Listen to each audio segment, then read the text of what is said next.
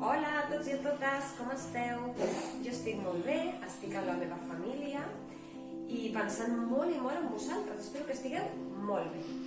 Avui us explicarem un conte, el meu ajudant Sergi i jo, que es titula Quatre petites cantonades de no res. Esperem que us agradi. Quadradet estava jugant amb els seus amics rodonets, quan de cop i volta va sonar la campana. La campana a tots a casa hem d'entrar a la casa gran. I un a un, tots els rodonets van anar entrant a la casa. 1, 2, 3, 4, 5, 6, 7, 9 i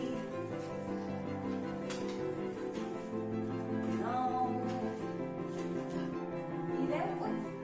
Però el quadradet no va poder entrar. Ell no era rodó com la porta.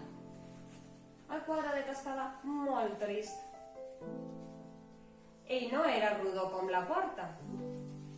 Llavors el quadradet es va allargar, es va doblegar, es va posar cap per avall. A veure si entra cap per avall. Però no, tampoc va poder entrar. Sigues rodó, li deien els rodonets. El quadradet ho va intentar amb totes les seves forces. T'ho has de creure, t'ho has de creure. Soc rodó, soc rodó, soc rodó. Però no hi havia res a fer. Quadradet era diferent i mai seria rodonet com els seus amics. I què farem? Ja ho sé, et podem tallar les 4 cantonades. No, que això em faria molt de mal. Llavors els rodonets es van reunir a la casa gran durant molta estona, van estar parlant i parlant i parlant.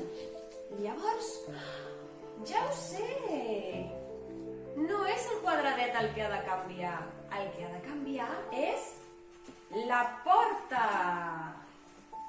Tallarem les 4 cantonades, 4 petites cantonades de no res, de la porta. 1, 2, 3, 4... A veure, quadradet. Sí, ara sí que ja pot entrar amb els seus amics. I conte contat, ja s'ha acabat. Esperem que us hagi agradat. Un petonet. Adéu.